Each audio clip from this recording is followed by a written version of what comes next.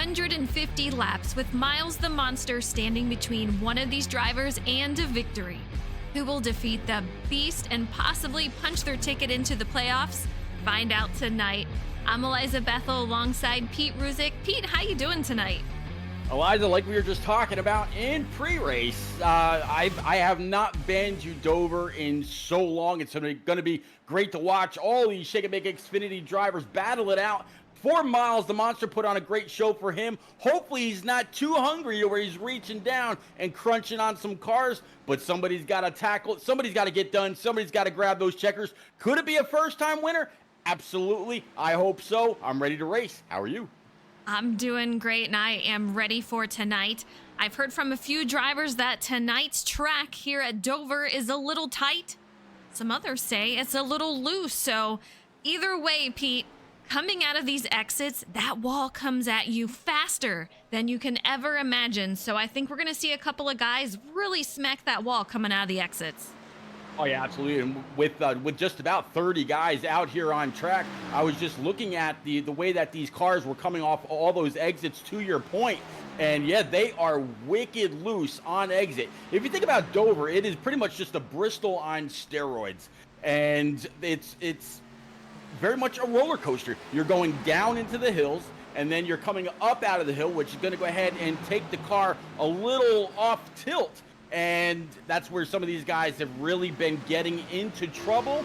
We're coming into tonight's race with a brand new points leader, a really stacked field, and a whole lot of guys that are ready to get it done. Absolutely. We're getting ready to head out from practice and into qualifying, but I'll tell you what, it's going to be interesting to see what these guys do. Josh Taylor, you can see him still at the top of the board. He put that lap time down at the very beginning of practice. It has not been beat, so it is pretty obvious that Josh Taylor is the one to beat as far as lap time goes. Now, I'm assuming we're going to get a long flag run here, which I'm excited about. I want to see it, but we'll see what happens. Mr. Maddie Joy fan, how you guys doing tonight? Chloe, hope everyone is doing good. Thank you so much for tuning in. I see Honeycutt out there, one of FTR's driver, and also he was the winner of Dover last season. I know, different car, and he says to me tonight, you know, I don't like these cars as much as I do the Cup car. Don't expect a win, but then 5 minutes later he said, "I'm getting the win tonight." Yeah, and he was definitely talking about, not wrecking and completing all the laps as long as he doesn't end up, in a situation where it's part of somebody else's mess. I definitely wish John Honeycutt a whole lot of luck tonight, and maybe he can be the one to completely avoid Miles the Monster to where it's his car raised up in his big old hand when it's all said and done. Absolutely. You can see we have quite a few drivers out on track at the moment. Micah Walls in that 28 machine. You can see him coming around the corner. You're going to want to hug that bottom, but try not to take it too far out because it'll go quickly into the wall. Michael does a great job. Micah does a great job. We'll see what his lap time comes out to be. Yeah, Mike has been very, very fast, putting that 61 at the point race after race, been gaining spots after spot. And I think that tonight's going to be another one. If I'm not mistaken, last season in the next gen, he was also very, very quick here. But I'm still, you know what, Eliza, I'm going to call it now. John Honeycutt's my driver. That's who I was going to go with. I mean, it's FTR. He had a win last season. I got to hang with my driver, but you can see Jurgensmeyer getting really, really loose there, making his way into the wall, but he stays atop the charts currently with a 23.97. Thomas Flitcroft is going to be in second with a 24.05. We have Micah still hanging out in third. Josh Taylor is going to take over that pole position with a 23.95, just beating out Jonathan Jurgensmeyer. Yeah, Josh Taylor, very, very fast in practice, as you were talking about earlier. Did it very early. This time does it again. So that goes to show that his practice time, it wasn't a fluke. The guy in that bad, fast number 2 Chevrolet definitely knows how to get around Miles the Monster. Can he do it for all the laps? We'll have to see. But yeah, Jonathan Jurgensmeyer is still P2. Both of those guys are the only two so far. Could be a sub 24 second front row if it continues to work out the way that it's been going. Absolutely. Tom Flitcroft, the first driver, just outside of the 23s. And here we go. Justin Anisagak, he goes straight to pole. He was second in practice as far as time goes. He goes ahead and he beats out Josh Taylor narrowly. So very, very close. Sometimes it's going to be 3 drivers in the 23s and a driver who we have not seen, Pete, since Daytona, Brian McCann. And he flies straight up to third as soon as I say it. I didn't even know that Brian McCann was going to be in here this evening, but good to see old driver 8 out there on track in that AC Delco Dale Jr., Dale Sr., kind of a mixed throwback. Good to see Brian out there. Absolutely. And Evan says definitely a Tokyo drift right there. And that was for the 00 Jonathan Jurgensmeyer. You saw it. Yeah, absolutely slideways, but still hanging on to P4. We have Jarrett Cardwell out there in that 12 machine, currently sitting P12. Brody Falliker, I did not see him out there in practice, so I'm kind of curious how many laps he has under his belt. Currently sitting P15. Let's see what his time says. Yeah, Brody Falliker in that number 42 Chevy is definitely one person you can never, ever count out, as it looks like on his first possible lap, I think. He goes up to P number 6, not quite sure yet. Looks like he's going to go ahead and run another one. So let's see if the second lap is faster. Concrete track. Nope, he's going to go ahead and pull it off. Yeah, Jimmy Cocker goes up to second here, so great lap time for him. We have now 5 drivers in the 23s at 92, 93, 95, 96, and a 97. So extremely close, and I'm kind of digging that paint scheme for Jimmy Cocker tonight. That looks pretty cool. Yeah, it does. Old Baltimore Orioles. If I'm not mistaken, there's like a bunch of those guys. I think one driver runs a Tigers, and then another one's a Detroit fan. So yeah, they were actually all talking about baseball earlier in the Team FIWB Discord channel. So that was pretty cool to keep up with them. They were talking about the Mets game and everything that was going on around baseball and NASCAR, of course, getting ready for this race here from Dover this evening. So it's always on somebody's mind. Looks like Connor Cunningham must have hit a wall, the outside wall. He's got left side damage in his qualifying run. He's going to end up P20 unless he can get back out there, but I'm not thinking that can happen. So, yeah, we'll see what happens here. But qualifying coming to a close here and we'll be headed to the warm-up. Liza, there were 5 or 6 different drivers that did not set a qualifying lap, and they're gonna have to start way in the back. I'm gonna go ahead and see if I can't pull that up right quick to kind of go through who decided not to put down a fast time, and it looks like it's gonna start with Micah Allard in that 61, Hunter Johnson in the 30. He's back this evening. PJ O'Leary, Jeff No, Jacob Palmer, and Mike Papa Bear Campbell. So all those guys, no time to set. They're going to start in the rear with the gear when we go green. I'm not surprised. It's Dover here. A lot of things can happen. It's a long race, and we do have stages as always. So while we're talking about that, let's go ahead and bring out the race analysis for Dover. It is 150 laps. So again, long race, plenty of time starting in the back. Not such a bad idea, but stage points are on the line, so they're gonna have to make their way up through the traffic in order to grab some points. Fast repair, we don't have any.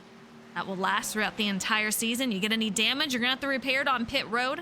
Stages, the lengths are gonna be 35 for stage 1, 35 for stage 2, and 80 for the final stage, and they will have 4 sets of fresh Goodyear tire. Liza, a lot of people say that Dover Motor Speedway is a self-cleaning track. If you're wrecking up top, the banking is going to go ahead and bring you to the bottom. But I've seen a few people bounce off that inside wall so hard to kick them all the way back up track. This track is very, very narrow, as we were talking about, coming into turns 1 and 2 and then off of the corner, coming up towards the outside wall. This track is so narrow. Is there really any safe lane when someone's wrecking up front? I think those guys not qualifying. Hopefully it doesn't come back to bite them, but I think starting back there, it definitely could.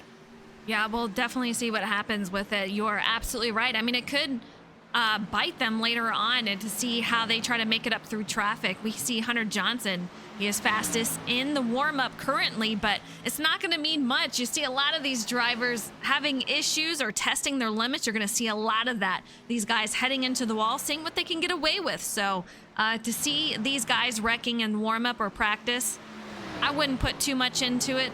That's simply what it is, practice. Absolutely. Francis Hamilton looks like he's going to go on up with a 23.95. First one to show, or I'm sorry, second or third to show Shake and Bake Purple in this very quick warm-up, as we got less than 2.5 minutes yet to go. Hunter Johnson, like you mentioned, that's going to push him back to P2. PJ O'Leary, Connor Cunningham, and Jimmy Cocker for the Fast Five here in practice, as the 30 goes up and smacks that outside wall, as I see you keeping an eye on the Tigers machine. Yeah, he sure did. A little slideways there, and you're going to see a couple of drivers hit the wall. I'm kind of curious, what is our track temperature out here, Pete? Let's see if we can get a look here. Yep, yeah, I got that for you. Yeah, they seem a little bit more slippery. Yeah, 114-degree track right now with 81-degree air, about an 11-mile-per-hour wind. You got to remember, Dover Motor Speedway is right by Dover Air Force Base and all that. Delaware, it's a big old city by the bay, literally. So a lot of wind in and around this track. Could also play a little bit of havoc on these guys as the race goes on as well.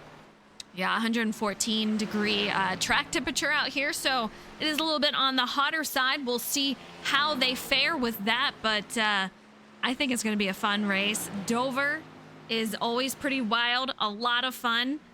I had a lot of fun practicing here, so Chloe, I see you out there. What's up? Hope you guys are doing well. Let me know who you have as the winner here tonight. And while we're waiting, I want to go ahead, Pete, and take a look at the points. And we've had a little bit of a shakeup here in points, so let's have a look. Looks like Justin, he's going to take over the points lead. Justin Anasagak with 288. Andrew Wisdom missed last week. He is also not here tonight. He falls to second with 279 points after having a huge lead of around almost 40, I do believe. Jimmy Cocker sitting third with 266. Brendan Book, who is missing tonight, he's out on vacation. 265 points for him. Jonathan Jurgensmeyer sitting P5 with 256. And Brody Falliker, he's got 2 wins this season, including last week. He's already in the playoffs. He sits P6 with 253.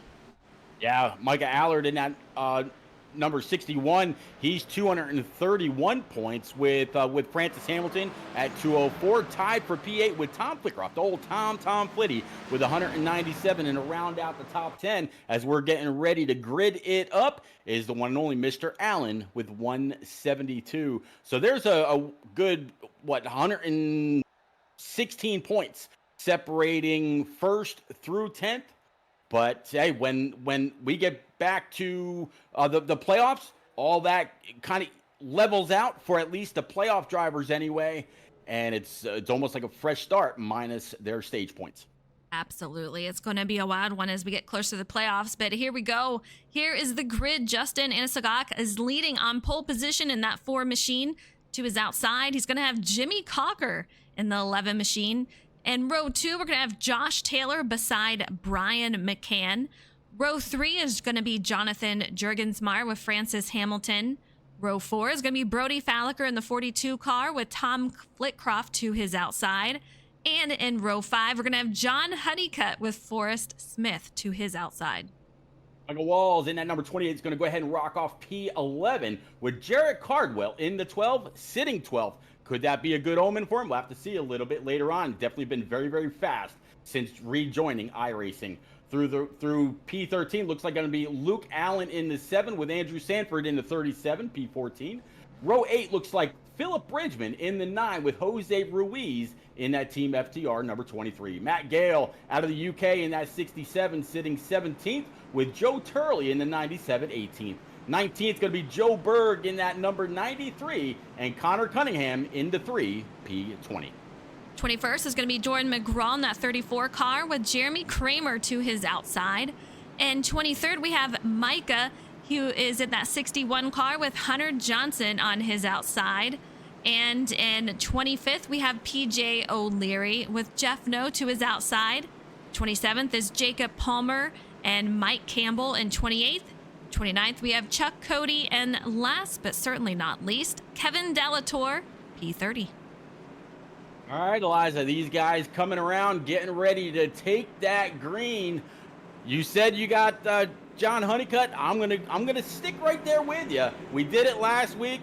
Why not make it 2 weeks to go 2 for 2? We'll have to see. Hey, maybe that was an omen for Brody Falliker, getting it done last week. I don't know, but I'm sure somebody else wants to get their first win.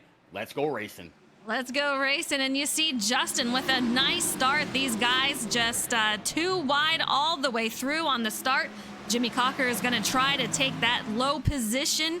He's going to be 2 with Josh Taylor. He's going to be 3rd. Elijah, we were talking about the track temp being about 114. Last week, we were talking temps in the 130s. Some of these guys were saying these cars were getting really, really tight to where they would not turn at all. I'm sure some of those guys would like a little bit of that heat this week. Absolutely. These guys are starting to go single file. You're going to have to let off quite a bit, maybe touch the brake later on in the race, but tire wear is always a huge thing. You got to make sure you take care of the car. Absolutely. If you do not, you're going to hit that wall, and the quicker you hit the wall, the quicker you're going to have to go to pit road to fix up those damage. Yeah, I was gonna say our first double wide battle as everybody's gone single file was about P9, but even they've gone ahead and single filed it out. Looks like a little bit further back, right around Jeff No and I'm sorry, not Jeff No, excuse me. I was looking at Jose Ruiz and company, couple spots right behind him. Looks like it's going to be the 93, 97. They're still side by side with the 3 of Connor Cunningham right behind. Yeah, they sure are. These guys racing for every position that they can, and just doing a great job so far. We are on lap 4 of 150. That's how quickly this race is going to go. I'm not seeing a lot of damage out here as far as these guys hitting the wall, but man, as long as they take care of it, they should be okay. But Hunter Johnson up 4 spots from where he started. He sits P20. Yeah, Hunter Johnson, he is definitely one that is a in real life driver. Both him and our season 1 champ, working on projects together to get some real track time going. Of course, talking about the one and only James Holzer. Didn't mean to say our season 1 champ. I might as well give him a name, right? But Yeah, they've been working on some real track time, getting used to what it feels like inside of a real car. And you know what, Alliance, that can all transfer on over. I mean, if you think about it, iRacing is the legit practice realm for real world Xfinity and Cup and truck drivers. Absolutely. I mean, you see a lot of them out here, but man, I'm taking a look at our leader, and he is just leaving the field. He just has such huge runs going into these races. I mean, the guy has so much speed out here, and you can just tell he really, really likes Xfinity. Justin just doing a great job. You see Jimmy Cocker in second, Josh Taylor in third, Jonathan Jurgensmeyer in fourth, Brian McCann, who we haven't seen since Daytona. He's got a thing for the tracks that start with D. He's here at Dover, and he sits P5. Yeah, Brian McCann. I was anticipating his next race to be Watkins Glen, my last race here for what could possibly be the season, since I'll be moving soon. I guess he had an off night over with the IROC series, and well, Brian, welcome to Dover. Absolutely. Francis Hamilton directly behind him in that 48 machine. He's looked so good in practice and in qualifying. I can't wait to see what he's going to do out here tonight. I want to see him in the booth afterwards, get that podium finish. And you got Brody Falliker just coming off last week's win at Las Vegas. We'll see what he can do here at Dover. John Honeycutt in 8th, Tom Flitcroft 9th, and Luke Allen, he's going to round out your top 10, but he is in a battle for top 10, and that's going to be with Forrest Smith. Yeah, Forrest Smith down low. You see Philip Bridgman right there with him, and then Jarrett Cardwell a little bit further back. But he's just kind of watching there in that 12 to see which line's going to go. Is it going to be the 81 on the bottom, or is it going to be the 7 as they almost make contact with bumpers? And it looks like the 7 literally pushing Forrest Smith all the way down into the corners. Yeah, this is a very crowded track. Not somewhere you want to be. I mean, if you have a big run on somebody and they are too wide, you have nowhere to go. So you have to have a lot of patience, know when to make those moves, and save your tire, Pete. We're going to hear us say this the entire season. You have to save those tires. Absolutely. That Brody Falliker did just that, going back to his win last week. He not only did he win, but he was winning while pulling away. I got to wonder now, Justin Anscock, he's got Jimmy Cocker within, about a half second back. Is Justin pushing too hard? Or is he kind of saving, maybe watching the pace of the drivers that are in his rear view? Is he trying to save a little bit in case that 11 catches up? Or maybe Josh Taylor, he was really fast also in practice and in qualifying. Is he going to have to kind of fend off his teammate as the race goes on? Coming to lap 14 next time by. Almost, we're getting closer and closer to the end of the first stage already. Yes, lap 35, the end of that is going to be the end of our first stage, and we will hand out those bonus points for getting into that position. So if you can be in the top 10, you will get those bonus points. That's going to help you out in the point standing. So let's see if we can get it done. Duncan's tired out there in chat saying, go Jug. Of course, talking about John Jurgensmeyer right now sitting P4, up one spot after qualifying inside the top 5. He's got Brian McCann right behind, and Josh Taylor, that we were just talking about, just ahead of him. Yeah, he's looking pretty solid. Had such a huge season so far. So I think he's going to do really, really well. He's up one position from where he started. 24.094 is his fastest lap so far. Let's see what he can do, but so far we have about 15 more laps. What do you think he's going to finish for the end of stage 1, Pete? Jonathan Jurgensmeyer? Yeah. I'm going to guess, unless we start actually picking up the pace, or if anybody in front of him is pushing, not just kind of riding or coasting, saving their stuff, I think it's going to be Justin Anscock. He's been very, very strong. We both called him last week. Do you think we were a week premature? I don't know. Could be. And we already called John Honeycutt. He won here last season. Let's take a look, see where he is. Currently sitting P9, exactly where he started. So we'll see if he can make his way up to the front of the field. It's lap 18 of 150. Again, guys, let me know who you got. I know a couple of you said Brian McCann. He was the winner at Daytona. Can he get it done here tonight? But lap 18, we do have our first caution. It looks like Jeremy Kramer might be involved. Let's see if we can get a replay on that. And just as all that was happening, the 42 was able to get on by the 8, and the 48 was starting to apply some pressure to Brian McCann as well. Yellow, just before that yellow flew. Yeah, I mean, as a solo incident, it looks like everyone made it through just fine. He loses it off the exit here. And that's what's going to bring out our first caution of the night. See that way that the 26 bounced off that inside wall, Liza? That's what I was talking about earlier. Usually, if you lock down the brakes and you get to that inside wall, you're supposed to stay there. The banking is supposed to keep you there. Not so much. He came right back on traffic. Good thing that didn't turn out to be a bigger deal than what we just saw. Absolutely. We see these guys under pace car. You see Jimmy Cocker, he is in. I'm kind of surprised some of these drivers are going in already. You only have maybe about 10 more laps to go before we hit to the final part of the stage. But Jimmy Cocker goes in. Luke Allen, Joe Berg, Connor Cunningham, Joseph Turley, a couple of guys that were mid-pack and in the back. Yeah, Kevin Dallator, Jeff No, and Mike Pop Bear Campbell to join those guys. So Justin Anscock, he's going to be able to retain the lead. His teammate and Josh Taylor able to move on up to P2. Jonathan Jurgensmeyer, Brody Falliker, and Brian McCann rounding out the top 5. And like I mentioned, Francis Hamilton in that Detroit Tigers number 48 was starting to apply the pressure, trying to get in there before this yellow rag was dropped. All right, I want to get Justin out here and see how his car is feeling as he sits out in the front. Justin, it's Eliza. How you doing? What's up? All right, how you feeling at Dover out here? You're looking great. I'm glad we're at one of my best tracks, so I'm feeling good. I think everybody's complaining a little tight in 1 and 2, but 3 and 4 is pretty good. I think it's just 1 and 2 we got to figure out to be a little bit better. What are you expecting in the long runs? Probably tight. It's pretty cloudy out here, so it's probably just gonna grip up and get a little bit more tight. So I hope the sun comes back out so it can get a little bit more slick. We'll see what happens, but so far you are looking incredibly strong out here, and I want to see you in winner's circle. Yeah, thank you. All right, you heard it out there from Justin Anasagok. See what happens here. And I say that, and, you know, we're rooting for John Honeycutt. We'll see what happens here. I know, right? He's going to bonk me over the head here in that one.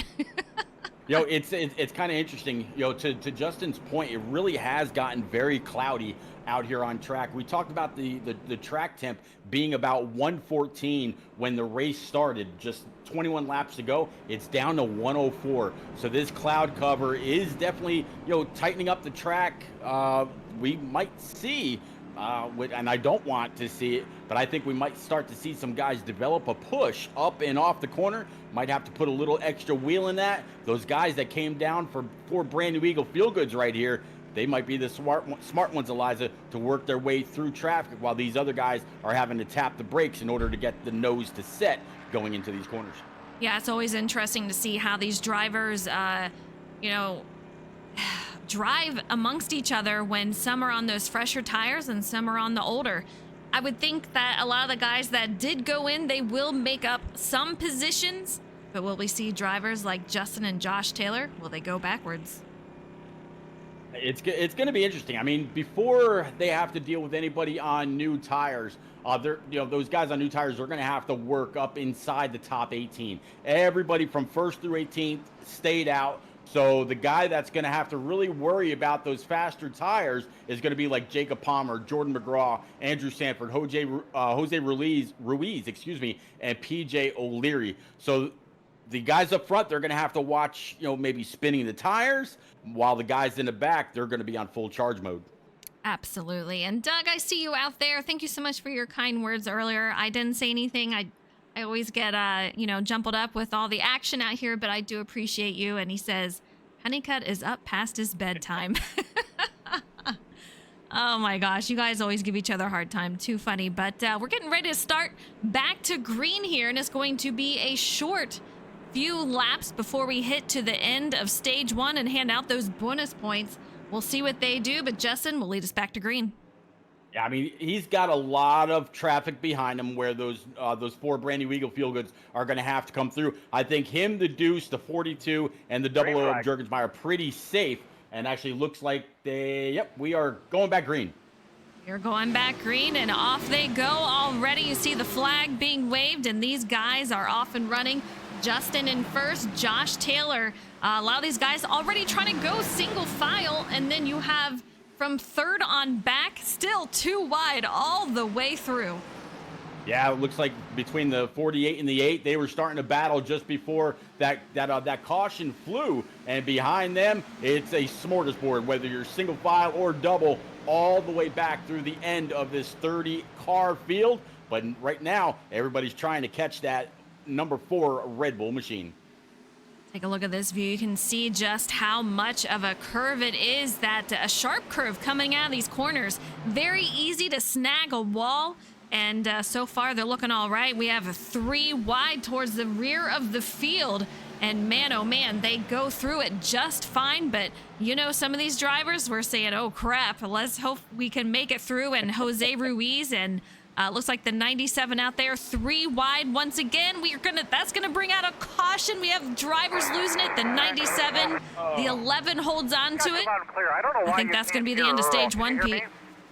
Yeah, we're very, very close. It might come to if there was such a thing, a green-white checker here for stage 1, working lap 26. I don't know. It'll be up to the admins to decide if that's the way it's going to end. But 33 looks like he might be a little upset trying to get back either to the position that iRacing is telling him to get to, or he's looking for somebody, Eliza.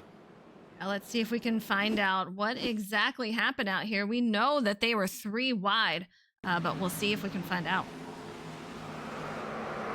Try to get that rewound a little bit.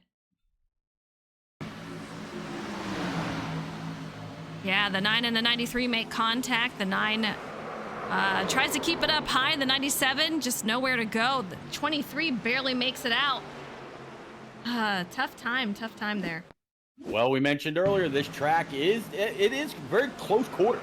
I mean, 3 wide it's a handful. Your spotter is yelling at you down low, up high. Meanwhile, you're having to fight through looseness or tightness, depending on whether you just went down pit road. You're having to deal with all the cars that are charging on a restart. So much is going on, and I think a lot of that was contact that could have been avoided. But hey, these guys are they're the ones controlling the wheel and the throttle pedal.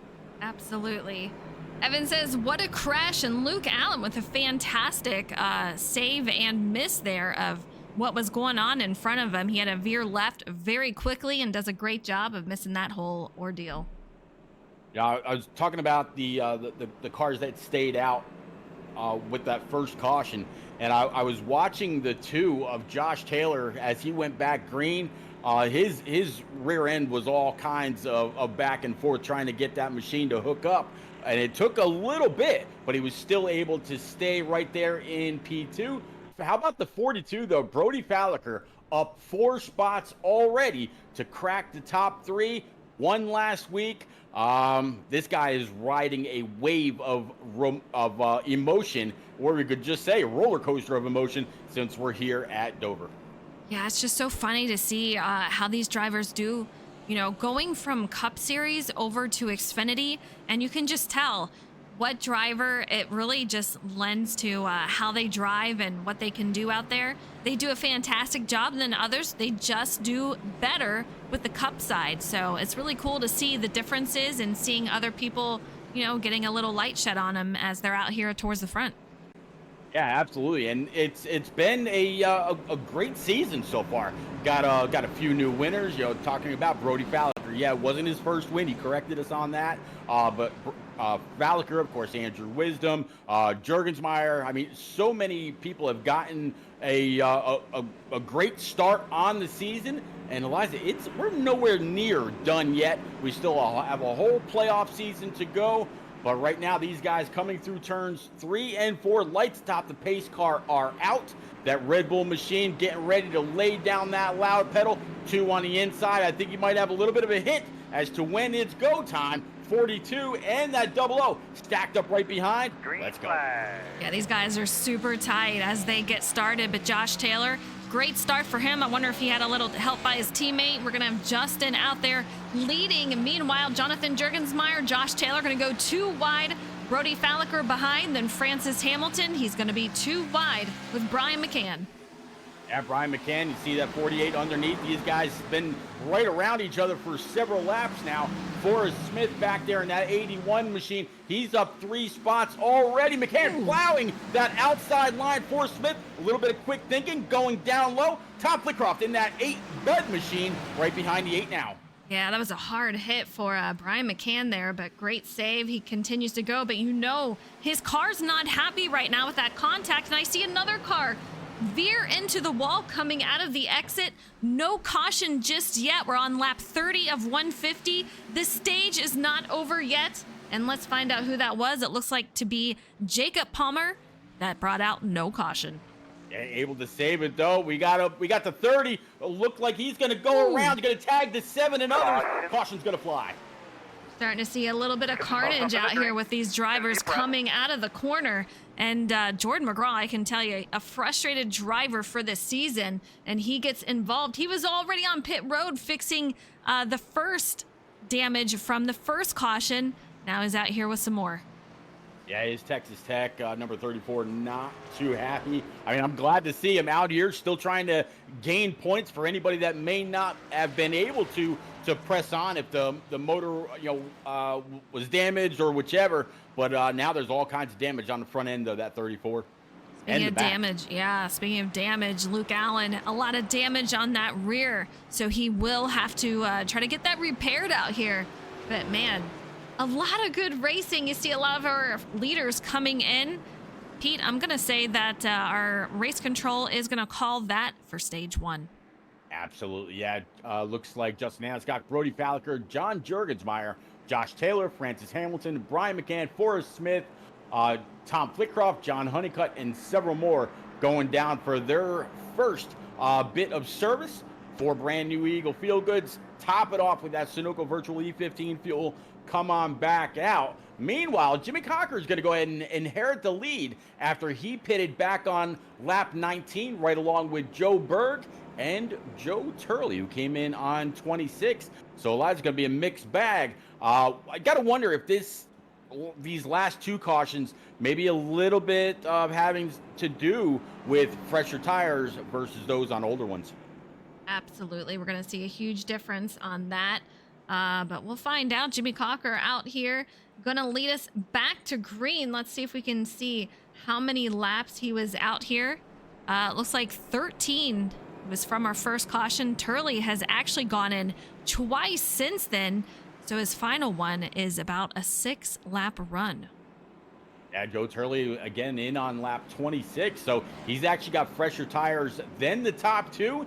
And we've already seen tires here at Dover can mean just as much as clean air. Absolutely. Evan says, what happened to Jacob Palmer? I think the outside wall is what happened. It's just, it comes up quick. And these cars, it is extremely tight. And I'm hearing that some of these guys getting a little loose too, but we'll see. When it gets that tight, you're going to go straight into the wall, unfortunately. So that was something that we talked about earlier. Coming up off those corners, you're on older tires, and that wall's it's gonna bite you. You get aero tight. You're having to put a little bit more wheel in, maybe even tapping a brake to get the nose to set, and before you know it, you're coming up out of the corners. Again, these corners are down into the track, and it just threw them for a loop. On the backstretch, waiting to go green once again, I see Jonathan Jurgensmeyer blinking out, so hopefully he can make his way back in from blinking out here. We'll see what happens, but Jimmy Cocker is going to be on that outside, Joe Berg on the inside, and it seems that these drivers are preferring that outside on these restarts. No surprise there, but the pace car is off. These guys are getting ready to go green. Absolutely. So it's going to be an 11:93.97 for Top 4 getting ready to go back green. Green flag is out. 11 on the loud pedal. Looks like the 93 kind of spun him just a little bit before Justin Anscott gets a restart as well. And it looks like right now already he's just about clear on that inside. If not now, will be off the corner as that high side momentum carries him through. Jurgensmeyer looking under Joe Berg. Yeah, take a look at these guys. Too wide, and looks like Joe Berg will fall back a spot. Jonathan gains a spot. And that 97, Joseph Turley, did not have a good restart. He is side by side currently with Tom Flitcroft. Right behind him, we have another two-way battle with Brody Falliker in the 48. And a caution came out. It looks like Matthew Gale involved. Yeah, great battles all the way through so far. But working lap 36 of 150 and are being our 4th caution. We're going in the wrong direction here, Eliza. Going in the wrong direction, but Dover, they don't call it the Monster Mile for nothing, but it looks like Matthew Gale just gets loose mid-corner. No way, there's nothing he could do about it, but man, oh man, a lot of drivers narrowly miss them and do a great job. Yeah, Connor Cunningham absolutely locked it up, went high, and it looks like everybody was able to split the seas and go around the now sideways number 67. Great job by him to lock it down and try to be avoided by everybody else.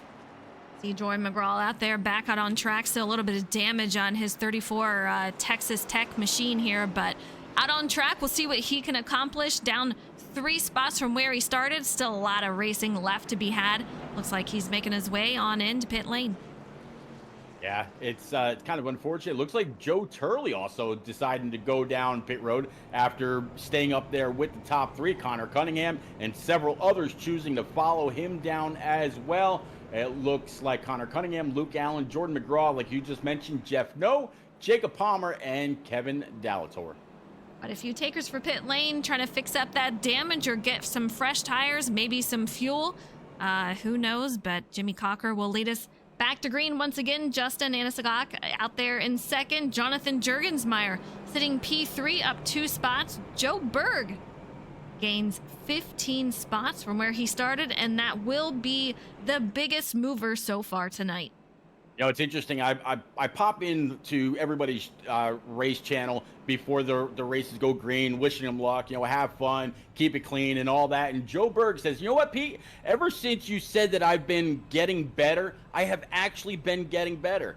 You kind of talked it into existence for me. He goes, I love you. So, yeah, hey, however they can make up the speed, I guess is how they do it. But yeah, big congrats to Joe Berg for definitely a marked improvement in the season. And yeah, how about him having the most momentum in this race so far and making up the most spots? Yeah, I love to see, when drivers improve and they're having fun out there. It's just, it's great to watch and see how much they've grown throughout. I mean, Xfinity might be like what he's just really, really good at. It'll be interesting to see once we go back to the Cup Series, if that's going to go on over there too. They drive very different, but still, any time that you get in the car is going to help you out. Well, you know what? I mean, if you do, or if Shake and Make does go back to the Cup Series after this, going back into those next-gen cars is going to be a brand new learning curve. You're not going to have the previous 2 seasons' notes to go off of to try to have the best result, or what brake bias, what wheel ratio, what you did with your master cylinders. You're not going to have any of those notes because it's going to be all brand new with all the updates all season long. It's going to be a fresh start. Might, just like we saw here in the Xfinity, might see some brand new breakout drivers. Yeah, that's so true. And with the updates that they constantly do to the setups, the tracks, you name it, anything can change. And yeah, you can't really compare your notes even from season to season from the same car because they change so much with all different facets. But here we go. Stage 2 begins a couple of times, but man, Joe Berg with not, I think we might have jinxed him a little bit, hits the wall coming out of the start, but he looks to be okay, Pete. Yeah, kind of fishtailed just a little bit. Looks like it's going to be Tom Flitcroft was able to get underneath him, but good track awareness by the 8 of Tom Flitcroft as well, not to get into the back end of that number 93 and make him go into the inside wall. Instead, Tom Flitcroft able to get on the throttle, meanwhile still being able to check up, and caution's back out. Any comments there, bud? See if we can find out what happened. It looks like we have a couple of people involved in that one. First one that came back was Andrew Sanford, followed by Joseph Turley. Unfortunately, Matt Gale, and maybe even again, Jordan McGraw possibly involved. Like he was nearly missed. We'll see. Let's go back to Andrew Sanford. See him right there in that 37 machine, and yeah, he gets involved in that, just know where he could go. I know, man. Jordan McGraw making a hard left turn to avoid the car coming back down track. That is true track awareness right there, knowing that that car is coming down into you. Absolutely. Wow. Oh, man. Lap 42 of 150. Miles the Monster is on a roll here tonight. 5th caution. We're on stage 2, lap 42 of 150. Plenty of racing left, plenty of points left to be had. But will we have all the cars left out on track still when this is all over? I mentioned when we first got going that it had been a long time since I was actually at Dover. I'm hoping that doesn't mean that's when the last time Miles the Monster was fed, because tonight it seems like this guy's got an appetite that is absolutely insatiable, to use one of J-Mac's words. But, yeah, looks like Justin Anscock was able to get on by the 11 of Jimmy Cocker, Jonathan Jurgensmeyer, Joe Berg, and Tom Flitcroft, able to crack the top 5, being up 3 spots since qualifying. Francis Hamilton sitting 6th, Josh Taylor 7th, 8th. It's going to be Forrest Smith, Brody Falliker, P9, and Philip Bridgman right now sitting in the top 10, the lone Canadian in the field. Ryan McCann going to be 11th with Jose Ruiz sitting P12 at the moment, up 4 spots. Hunter Johnson up 11 spots, sitting P13. John Honeycutt 14th, and PJ O'Leary up 10 spots, sitting P15. Hunter Cunningham sitting P16. Mike Papa Bear Campbell in 17th. Micah sitting 18th. Jordan McGraw 19th, and Joseph Turley sitting in the top 20. All right, so 21st going to be Kevin Dallator to finish, go through the field. 21st, Jarrett Cardwell 22nd. Jacob Palmer 23rd with Matt Gale in 24th. Luke Allen and Jeff No 25th and 26th, respectively. Andrew Sanford, Jeremy Kramer, Chuck Cody, and Michael Walls to go through our full 30-driver field. Some of those guys have not had a very great start, and we're not even 50 laps in. We're going to get ready to go back green. Justin Anscock and Jimmy Cocker about ready to fire off yet again. Yeah, on the back stretch currently, 26 drivers remain in this race. We started with 30. Miles the Monster is busy. Hopefully it doesn't take any more cars. Find out what happens, but you can see Luke Allen back there in that black and white machine catching up to the field as we get ready to go green. Yeah, getting ready to go back into turns 3 and 4. 4 has chosen the high side. Jimmy Cocker down low, 93 of Joe Berg right behind the 4. And Eliza, that 93 is all over that Red Bull machine's back bumper. He's just waiting to hear that loud pedal. The pace car is off track, coming off of 4. They see Barney. He's got the green flag out. Let's go. Here we go, past the start-finish line. Justin with a great start. These guys 2 by 2 all the way through. Hopefully we can get a long green flag run this time around. But Justin, a fantastic start as he's already starting to gap the field. I don't know for how long, though. Yeah, it's going to be interesting. Justin Anscock, he was in on lap 32, so he's definitely got some very, very fresh tires. Jimmy Cocker, last time he was in, was on lap 19. So he's got Jonathan Jurgensmeyer breathing down his neck in that 00. He was also in on lap 32. Then Joe Berg in on lap 19. It is literally a mixed bag inside the top 5 as far as pit strategy goes, as it looks like we're single file all the way back through to about P15. On board with John Honeycutt, P10, and you can always tell coming out onto the backstretch, these guys go straight to the wall, but so far, no trouble as of yet, as we are on lap 47 of 150, as Pete says, a long straight line all the way through, and some of these guys were too wide. They are not right now. No, not right now. You see another little battle back here. About P18, up 10 spots, going to be Mike Papa Bear Campbell in that number 71. He's got the 7 of Joe Turley up his bumper. Those guys were just side by side for a moment, but it looks like the 12 of Jacob Cardwell, he's down low. He's hunting. He is hunting, and these guys just doing a great job. Hopefully we can get that long green flag run, because I want to see how these cars handle in the long run. You can see PJ O'Leary sitting P14th, up 11 spots, and man, coming out of this corner in turn 4 is absolutely crazy. You can just see how upset these cars can get. You can see Joseph Turley going side by side with Mike Papa Bear Campbell going down the backstretch, doing a great job. Yeah, Mike Papa Bear Campbell in that brand new number 71 scheme that he's got Waylon on the side.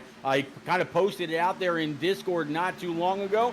Usually it has something to do with Tiger Town Racing, the company that he works for, or something turned out for what related, or maybe the Network Alliance for Veterans program that sponsors the Turned Out for What series. But yeah, this new Waylon number 71, kind of digging that scheme. Absolutely, I'm with you on that one. Take a look back at our leader. It's going to be the 4 car of Justin Anisagak. He's got Jonathan Jurgensmeyer behind him, but let's take a look at that gap. Starting to increase, Pete, and we'll see if Jonathan can catch back up.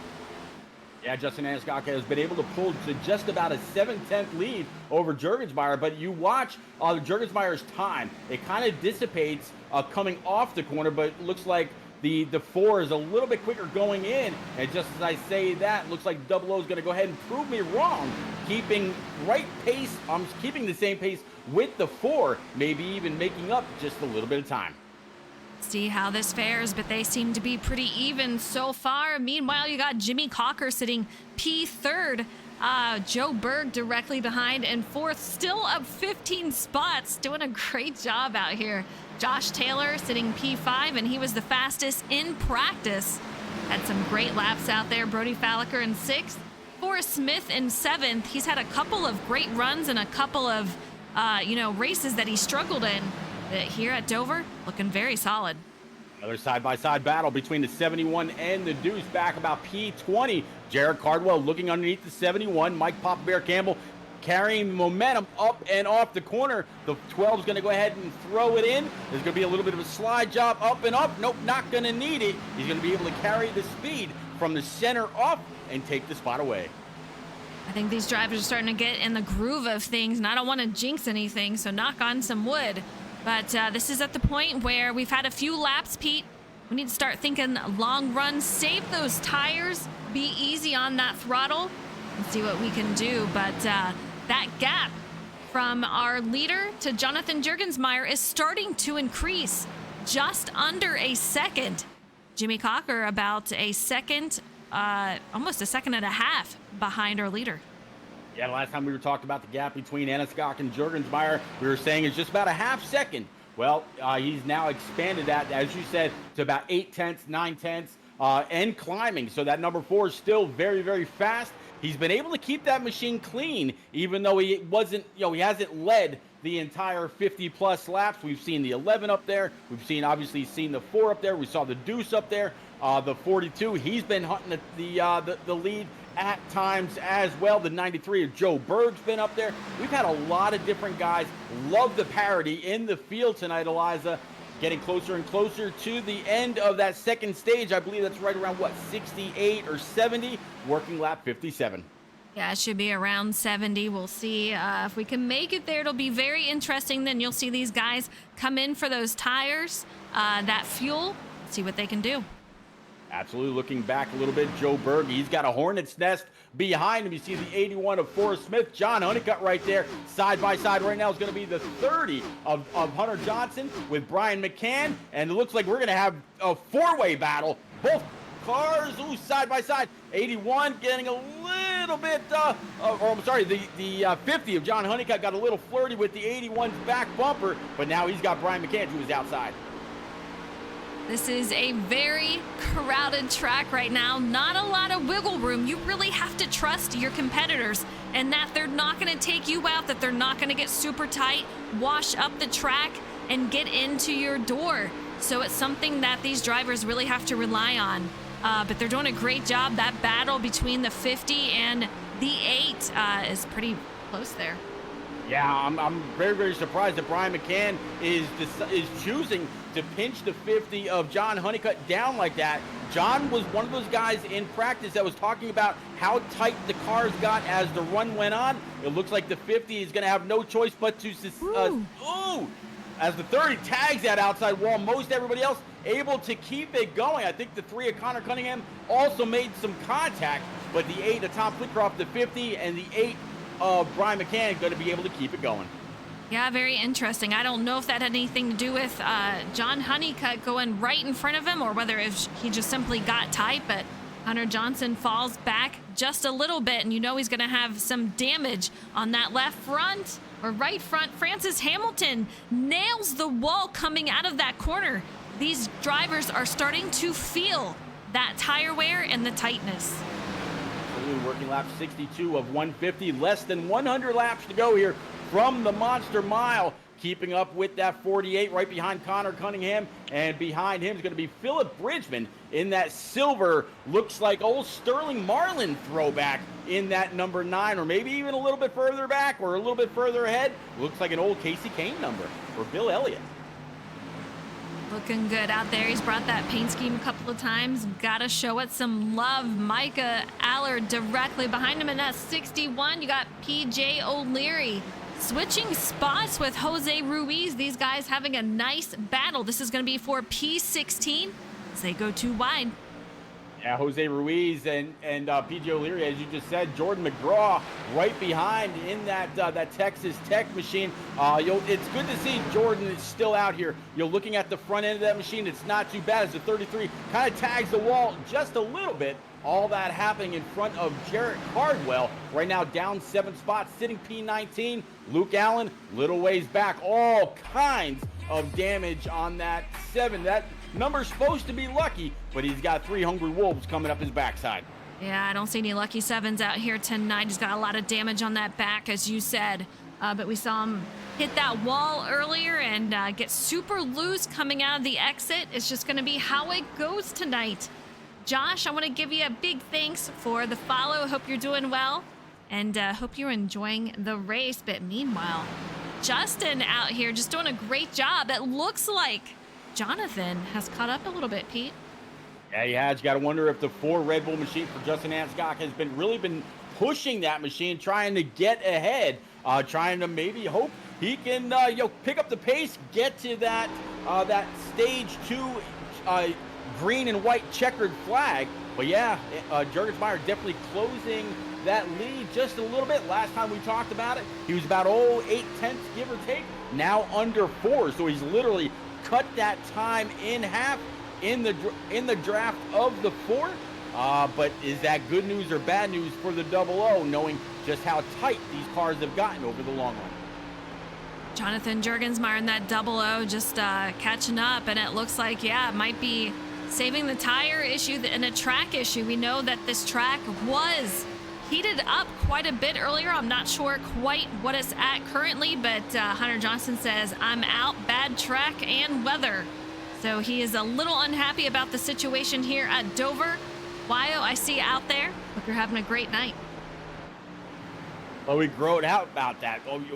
Welcoming newcomers to the channel and to the Shake and Bake iRacing Xfinity Series, as we're 5 or 6 races into season number 4. If you've just tuned in, if this is your first time, maybe you've lurked every now and then, but finally went ahead and smashed that follow button. It is a great show week in and week out. Usually kick off right around 8:20 Eastern. Go on over, smash that notifications bell, so you always know every time this series goes live. It's always one hell of a show. Absolutely. I appreciate you, Pete. We're coming to the end of lap 70, which means the end of stage 2. Top 10 drivers will get those bonus points. That is going to help them out a ton as we head into the playoffs. And yeah, so Justin Anasagak will receive 10 bonus points. Tom Flitcroft will receive 1.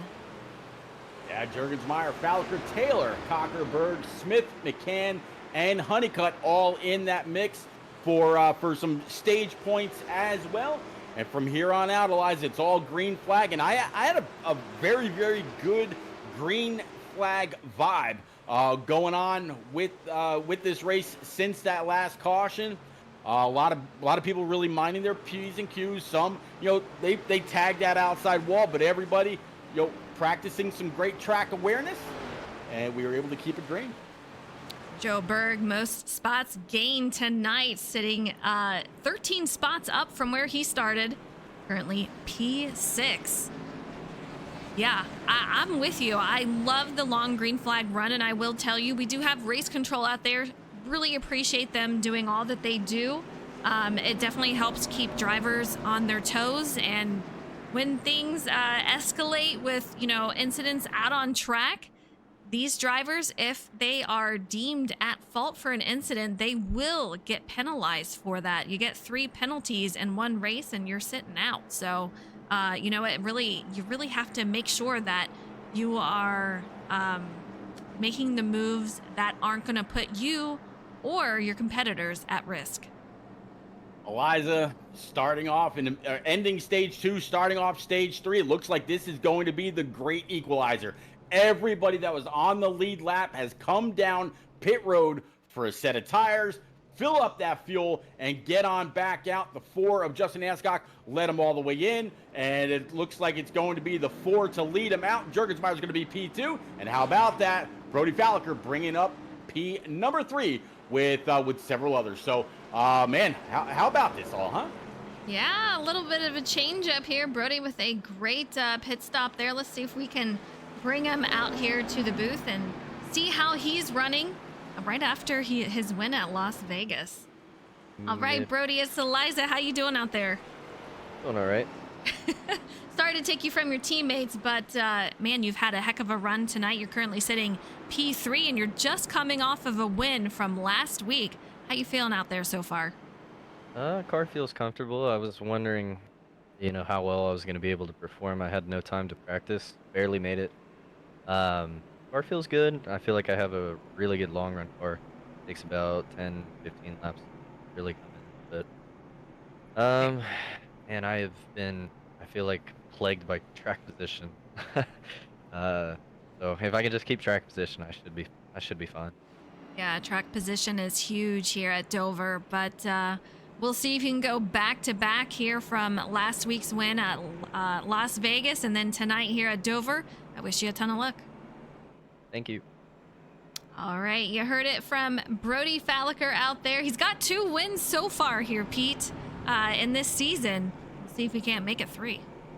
Eliza, we talked about Dover Motor Speedway being like a roller coaster, how you go down into the corners, back up onto the straightaway on both sides of the track. Well, the weather and the track temp's been doing the same exact thing. We started off at about 114, went all the way down to 104. Now we're back up 109. What's going to be next? I'm going to guess we're going to be right around that century mark, depending on how much cloud or sun we get. But these guys cannot seem to get a steady bead off of Mother Nature. Both Mother Nature and Miles the Monster have been playing with them all race long. We're coming to lap 75. I believe we're going to go back green on lap 76 all the way to 150. I'm calling it green all the way.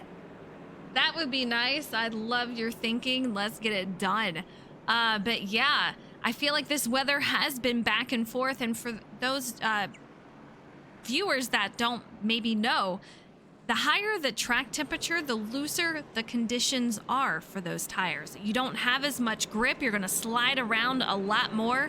If there's cloud cover and the track is a little bit cooler, it's going to bring out some grip and a lot easier for these drivers to drive. Especially on a concrete track like Dover Motor Speedway. So the track is normally very, very slick as it is. Add in imagine if we had 130 degrees here like we did last week in the desert. These guys would be I mean, I don't even know if they'd be able to control it as much as some of these guys like to call themselves a wheelman, like Justin Anisgok and others. But here we go. Lights atop the pace car are out. Going through turns 3 and 4. The 4 again has chosen the high side. Jurgensmeyer down low. The deuce of Josh Taylor. The 42 of Brody Falliker. And then Joe Berg to round out the top 5. Green flag's back out. 4's on the throttle. Eliza, let's go. And that inside line, very, very tight together here. You can see these drivers passing through. This is going to be a test for Justin to see how he does on the long run. He knows that Jurgensmeyer is very, very strong on the long run, but he needs to take care of those tires if he wants to have anything to compete on the long run with Jurgensmeyer. Absolutely. Talking about Jurgensmeyer right now. He's side by side. Brody Falliker, too, is outside. Falliker a little loose, coming up out of the corner. And it looks like the 11 of Jimmy Cocker. He's right there behind the 00 and the 42. Joe Berg, Brian McCann trying to work his way back up inside the top 5. Right now sitting P7. Forrest Smith there in the 81 as well. 00 and 11 almost making contact door to door. Take a look at this battle. These two drivers, very, very competitive.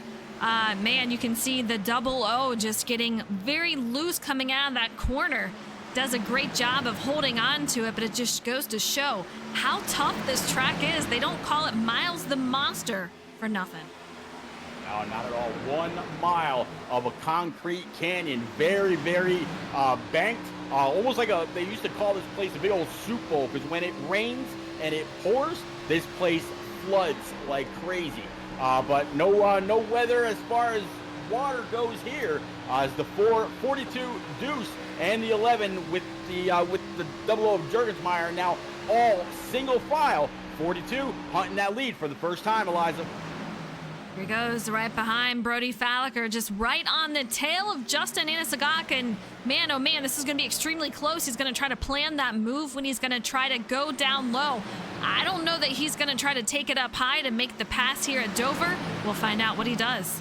Yeah, and I don't think he's going to try to turn it too low either, especially how loose some of the guys are. 42 trying to go a little bit deeper into the corner. No such luck. He's going to back up his corner, and he's going to be able to pull side by side with the 4. But the 4 has that high side. He's been picking that line on every single restart, and it looks like the momentum is going to keep him the lead. So very close. It just, you see how much Brody had to be on top of that wheel not to get completely slideways. Does a great job holding on to it. Meanwhile, you got Josh Taylor sitting back and saying, you know what, you guys do what you got to do. Hopefully I can catch up to you and, take advantage of the situation. Josh Taylor very, very fast in practice and obviously in qualifying right now, sitting P3. At one point, he was back to about P8 in that Deuce. But he has shown a lot of speed here this evening, and since rejoining iRacing, he spent a lot of time on console, came over to iRacing, had to buy a brand new computer after a little bit of time lapse, and here he is back on track and very, very competitive. Very, very competitive indeed. Great to have him out here. Jimmy Cocker directly behind Josh Taylor in that 2 machine, sitting P4 for Jimmy Cocker. Brian McCann out here in the top 5, and it looks like he is side by side with Jonathan Jurgensmeyer, who has fallen back a little bit, Pete. Yeah, Jonathan Jurgensmeyer falling back a bit. I'm going to guess he maybe didn't get the line, didn't get the restart that he wanted, and just as the same as Brian McCann got around him on the outside, well, here comes Micah Allard as well, now up 17 spots. Comes that 61, pulling up to the back bumper of that number 8 Brian McCann Racing Oreo machine as they come across the start strike to start lap 85. I got to bring up Micah, who was not happy a couple of races ago. He was saying, I'm surprised you did not bring up how he did not appreciate Brody Falliker's move a couple of races ago when they were battling for the lead. I know Brody wouldn't do anything intentional, but Micah still keeping that in the old memory bank there, Pete. Yeah, they say drivers never forget, and that is a very, very true testament. You could ask somebody, hey, do you remember in Martinsville last year, you and the 00 got into it? Oh, yeah, I remember we're coming through 1 and 2. He gave me that bump, sent me all the way up the wall. He went on and won. They never forget, Eliza. Never forget. It's so funny because I forget.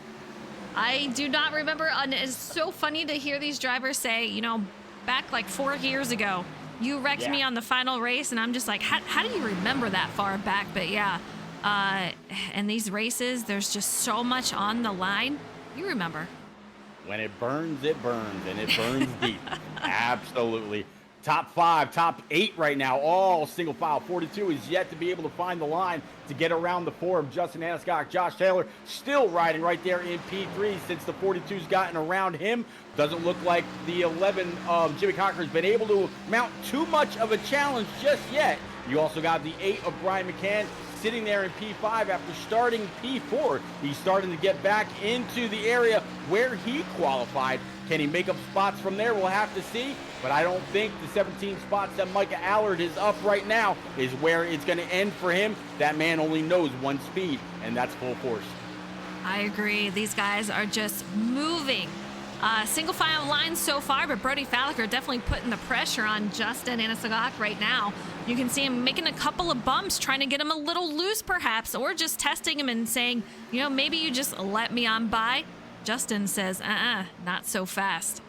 I wouldn't either with the amount of dirty air that's here at Dover, plus how tight these cars are in the long run. I think what's going to play a little bit of havoc on these guys. You see the car that's in 24th place a little bit further up in front of them. That's going to be John Honeycutt. They're going to be coming up on a lap car pretty soon. We've seen cars been used as a pick before, as the 42 again tries to go low, just no dice.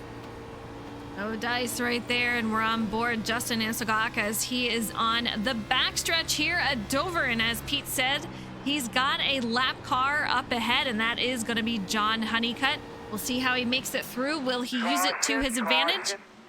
Caution comes out. Or anything like that. Looks like So maybe. looks like Kevin Dallator. Let's have a look, see what happened here. Looks like side-by-side battle just gets clipped. A little bit of netcode involved with that, I do believe maybe that 7 machine. I couldn't really tell. But Kevin Dallator, unfortunately, just very, very close racing. And, yeah, netcode definitely involved.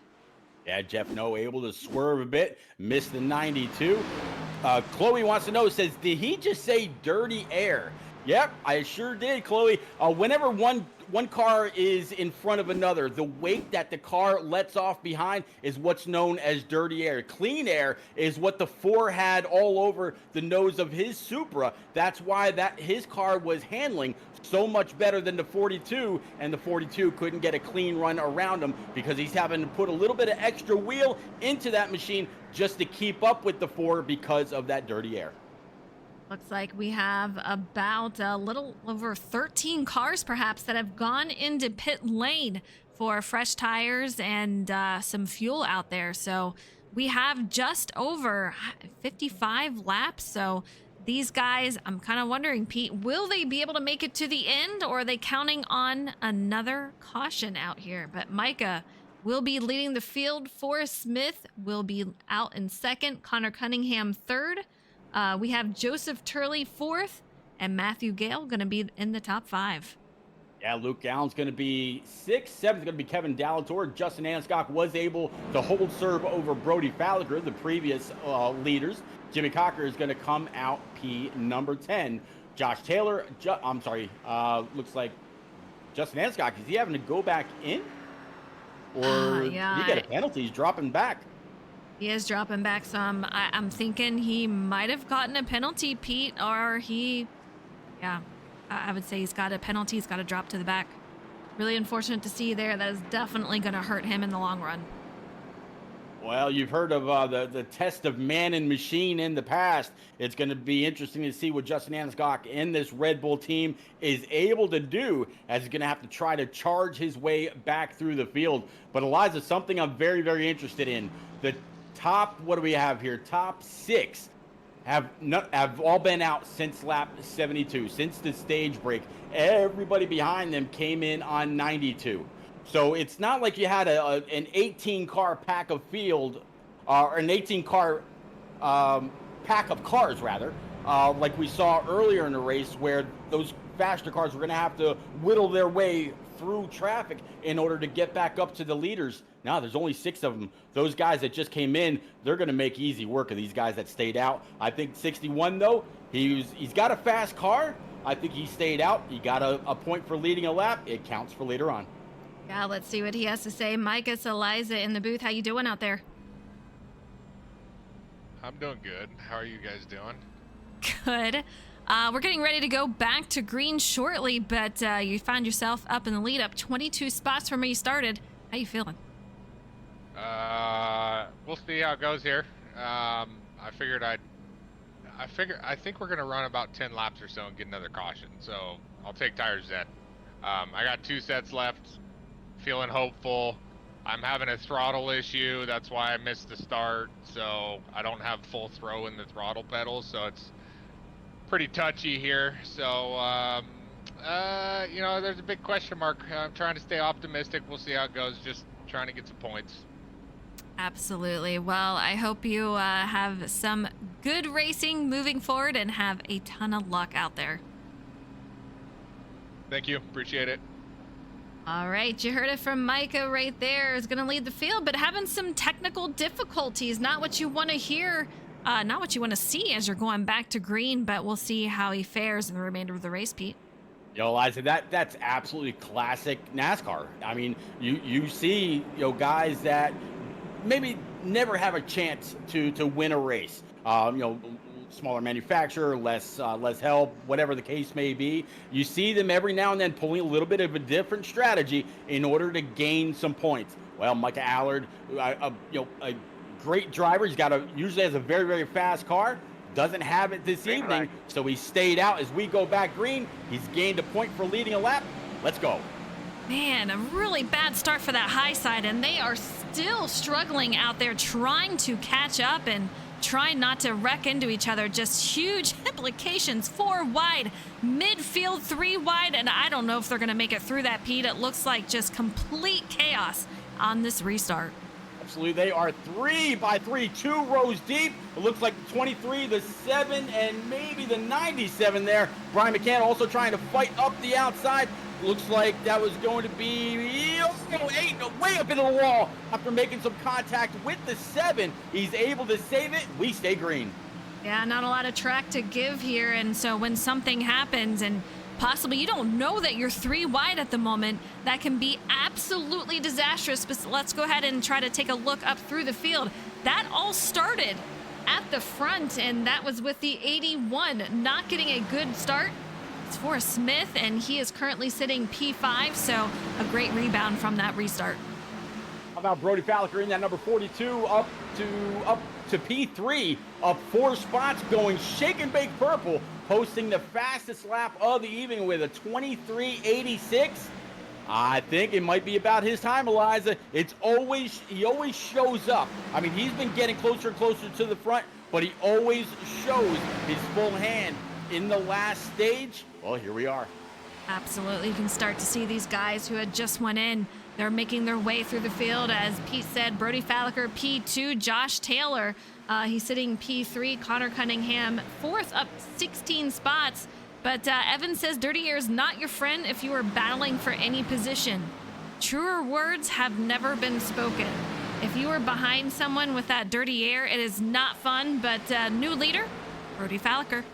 Yeah, the 61 of Mike Allard, not only is he on a little bit older tire, but he said he's got only like half or 75% throttle, not able to, get back in and really try to dig compared to everybody else. So the 42 not only taking the lead, but already half second over the deuce of Josh Taylor.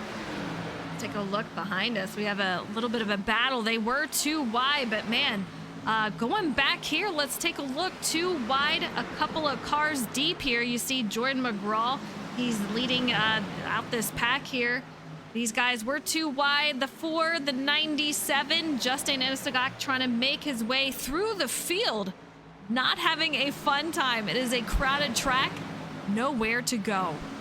Now, one good thing, he's got the 8 of Brian McCann. Hopefully the damage on that machine is not too bad. And Brian can open up some doors, and both him and the 4 can kind of walk their way through. But so far, a lot of traffic down low. They see the 33 and others. There's the 34, the 12, the 23. So many cars that they've got to try to work their way through. It's really about practicing patience and really still trying to race the track in your competition at the same time. Go back up to our leaders. Brody Falliker doing a great job. Looks very comfortable where he is sitting currently. He's just under half a second ahead of Josh Taylor, which Josh Taylor has been so consistent out here tonight, up in the top 5. He sits currently in second, up 1 spot from where he started. We see Jimmy Cocker in third. Joe Berg still up 15 spots, having a great run tonight. And Jonathan Juergensmeyer running out the top 5. Yeah, the guy that restarted on the pole, Micah Allard, or P1, I should say. Micah Allard still up 17 spots with a little bit of strategy behind him. It's going to be Francis Hamilton as him and Connor Cunningham in a little bit of a battle with the with the 8 of Tom Flitcroft.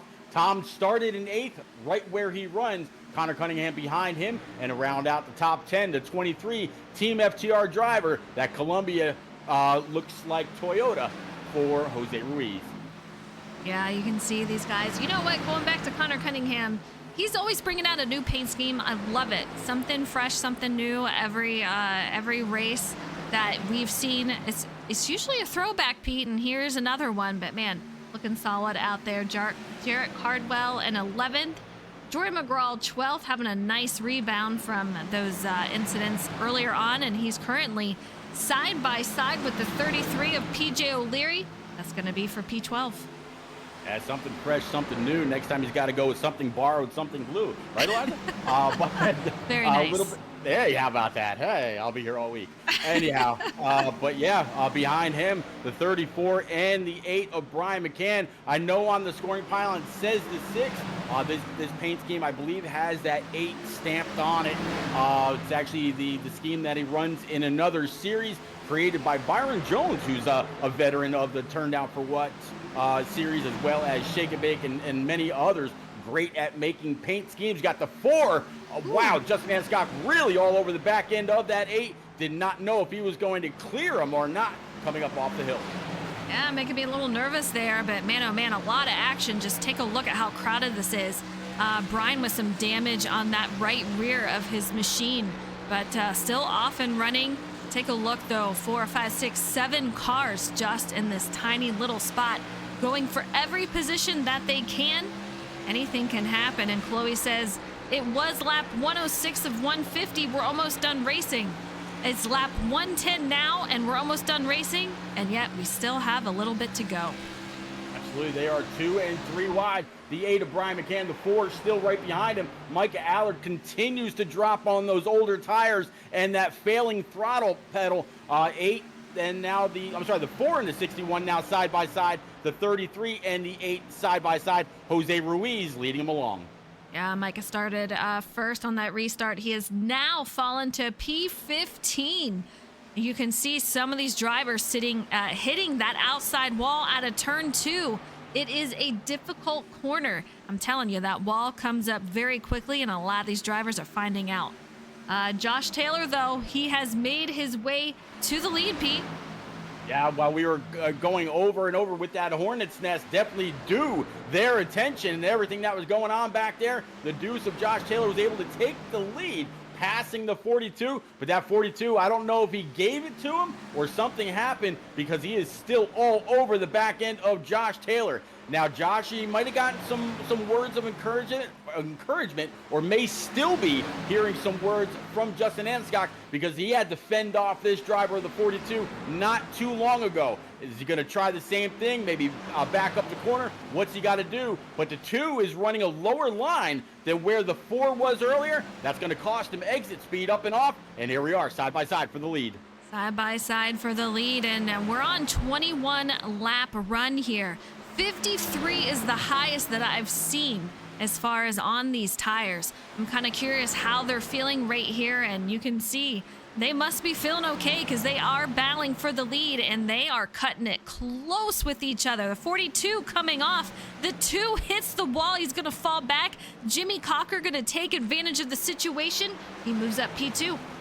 Yeah, Jimmy Cocker taking over P2 in that number 11 Orioles machine. Again, these all of Team FIWB, or seem like all of them anyway, pretty big baseball fans, decked out in different team colors. The two, after slapping the wall with the right rear, still able to stay right there in P3.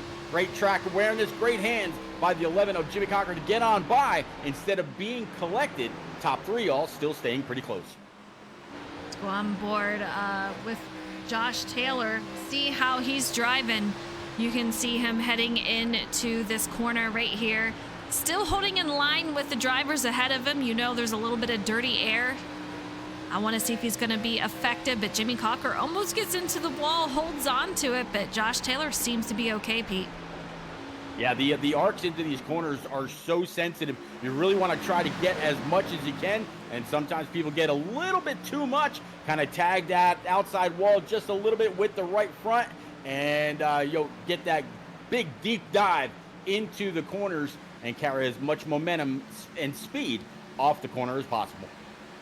It's like our top four is going to be into this first pack. Meanwhile, Jonathan Jurgensmeyer kind of on his own little island. Francis Hamilton not too far behind. They're starting to split off just a little bit. You can see kind of an equal gap going on here. And then you're going to have Jarrett Cardwell leading this second pack here. Justin Anasagak in that pack sitting P9, Jose Ruiz in 10th, and we're going to have Brian McCann sitting P11th. You know, I don't think we've heard the last of that number 4 machine as far as being in the front. He's behind Jarrett Cardwell right now, but he is made up spot after spot. Think about it. He had an EOL that he had to go to the end of the line for, and he's been able to charge his way back up to just about cracking I mean, he's into the top 10, trying to get into the top 5. Here he is pulling underneath the 12 right now to try to take that spot away. Justin Anasagak putting that that number 4 in P8. Yeah, and he's going side by side with Jarrett Cardwell. Will Jarrett give up that position, or will these guys continue to battle? Justin is a man on a mission. Jarrett has nowhere to go on that high side. It's too hard, too difficult to hold that line on the high side. The bottom is preferred here, but on those restarts, you can see the drivers prefer that outside. Yeah, it looks like 23 Jose Ruiz able to follow that number 4 through. He's now inside Jarrett Cardwell. Brian McCann right behind the 12 as well. 23, he decides he's going to go ahead and pull on up.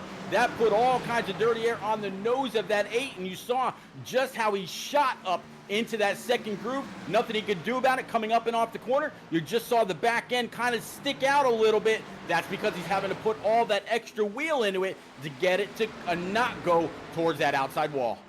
Taking a look, these guys are switching positions again for the lead. Brody Fallaker in the lead, Jimmy Cocker in second, Josh Taylor in third, Joseph Berg in fourth. So these guys, single file line, lap 123 of 150. Jimmy Cocker looks like this is looking a little familiar. If you do recall, repeat, Jimmy Cocker and Brody Fallaker, teammates that might be once again battling for the lead here for a little bit. Absolutely. I mean, these guys are very, very good. I mean, all of Team FIWB, whether it's a Ford, a Chevy, or a Toyota, they all talk. They all share notes. They're all comparing what each other has during that full 1 hour practice, then in queue, then in the race, all the way through the warm-up and everything. These guys are consummate racers, consummate competitors, and each and every single one of them very, very strong. Think about the marked improvement that we talked about earlier with Joe Berg. Right now sitting in P4 of 15 spots. He is still the biggest mover of the race. And I think before the end of the regular season, I think Joe Berg parks that Pepsi machine in victory lane. I like your thinking, and if he's doing well and he's giving you the credit for saying he's had such a huge improvement, I'm all for it. Let's get him into victory lane. We gotta make this happen. Brody Fallaker looking great out there in the lead. We'll see. He's got Jimmy Cocker right behind, as we said, Josh Taylor in third, Joe Berg solid fourth currently. 25 to go. The race is quickly winding down after a few cautions to start off with, but Jonathan Jurgensmeyer sitting P5, and let's take a look. Justin Inesagak, P8. He's got a little bit before he heads to Tom Flitcroft. We'll see if he can make it happen. Caution. Oh, caution's going to Caution fly. It forward, looks Ryan. like Towards the end caution of that 8 little run we is just did. out. Of course, 2 cautions were for stages. Looks like Forrest Smith in that number 81 is going to have something to say with this yellow. Take a look at what happened for Smith. You can see he's kind of by himself. He's got Papa Bear. Ooh, gets the underneath the apron a little bit. Nowhere to go but around. Puts on the brakes to make sure he doesn't get anyone to go with him. Everyone makes it through okay. He's just a one-car incident. Great job by the 81 for locking it down, and great example of being that I mentioned earlier, that self-cleaning track. Even though he bounced off the inside wall, he still had it locked down, and the track kept him closer to the bottom than otherwise. Eliza, it looks like everybody's coming on down. I think this could be the stop for the last set of tires. 42 bringing them all in. Yeah, hopefully the last stop all together with 23 to go.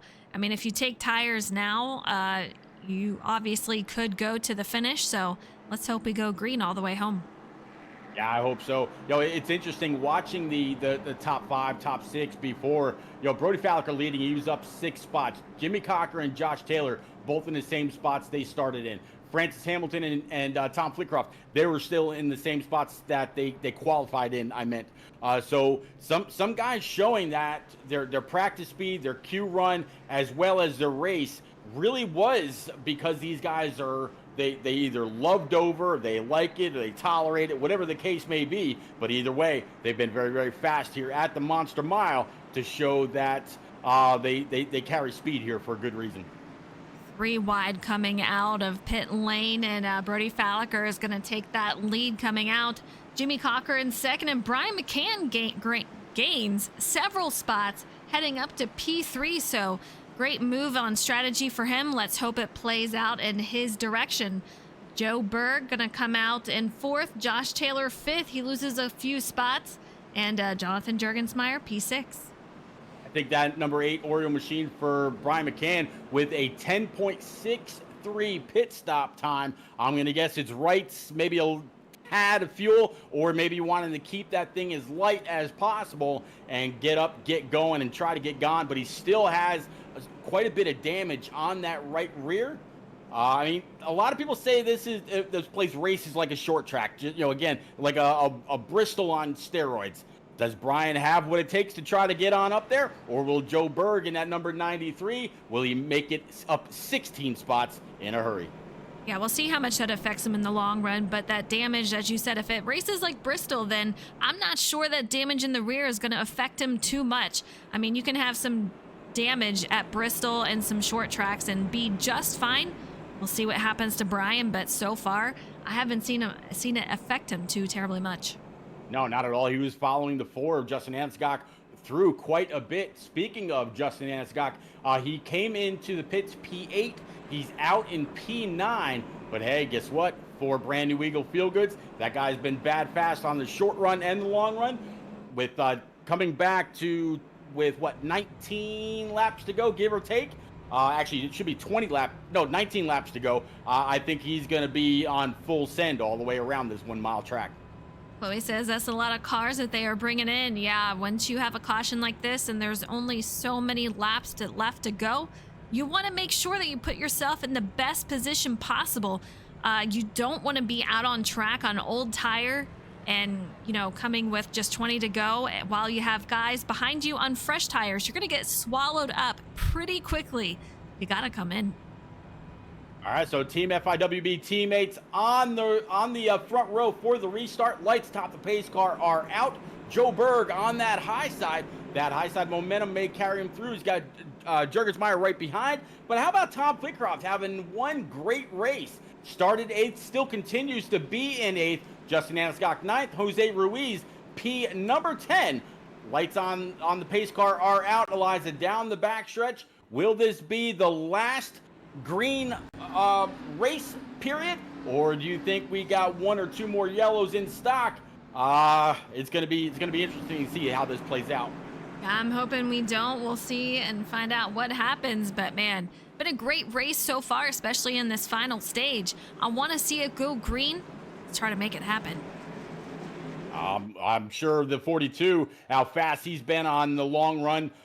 He would like to have seen this go green the entire Green way. flag. Pace cars off, green flags out. 19 laps to go. Let's go racing. Looks like a great start for that low and high line. You cannot pass lines before you hit the start-finish line, so you have to remain in your lane. That's why you always see these guys try to go, but that's inside gonna. wall. Yeah, Brian McCann involved. Really think, bud? You unfortunate. think you're Josh all right out Taylor, there? Connor Cunningham.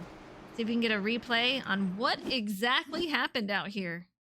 I think the 2 is behind the 8 of Brian McCann up and off the corner. The 8 being a little bit slower due to those, or possibly due to those 2 tires. And the 2 is just all over them, and they all go around. Actually, no, the 2 had nothing to do with the 8 going around. It was just the 8 getting loose.